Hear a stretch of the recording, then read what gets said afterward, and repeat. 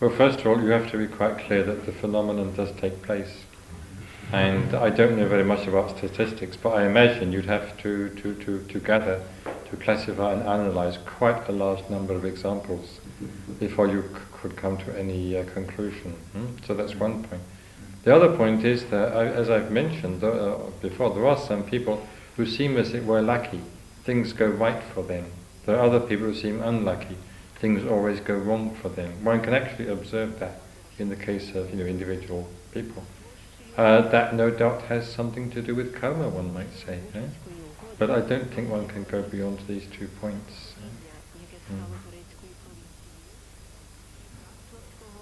One could even say that in the case of the person who maintains that when he's in a positive mood, the bus arrives quickly. Well, if you're in a positive mood, you're not impatient.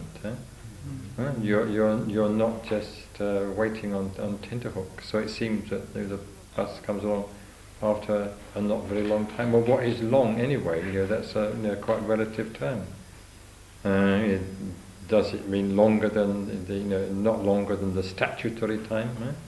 The statutory interval, that the bus is supposed to come after, or it doesn't seem long, or whatever.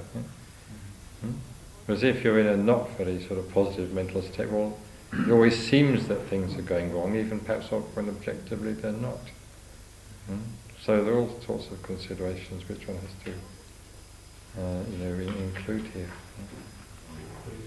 Yes, I think an example, that is sometimes given, which I think I've given sometimes myself, is that when, say, a ball falls, there's always a place for it to fall onto. So you might say, well, how does it come about that when a ball falls, there's always a place for it to fall onto? What a strange thing. But if you analyze it, it's really not so strange. If you bring into it the law of gravitation, you could say that the fact of the ball falling and the fact of there being somewhere for it to fall to or fall onto are different aspects or different facets of really the same thing, the same phenomenon, or the same set of conditions. So in the same way, taking a broader view, everything in the universe is interconnected. So because everything is interconnected, it is possible for something in the objective world to happen at the very same time as you are there, for it to happen too. The whole situation having come about from your point of view as a result of your karma. Your karma is not something that exists in isolation from the rest of the universe. Your karma is something, as it were, that the rest of the universe takes into consideration. So one has to see it more in those sort of terms. So it means envisaging a vast and very, very complicated, network of interconnections, karmic and otherwise. And I remember very vaguely a quote from Nietzsche in this respect, which basically says that if you're committed, things will fall right for you. Is that correct? I don't think that that's necessarily true. Well, whoever said it, I'm not sure that it's necessarily true.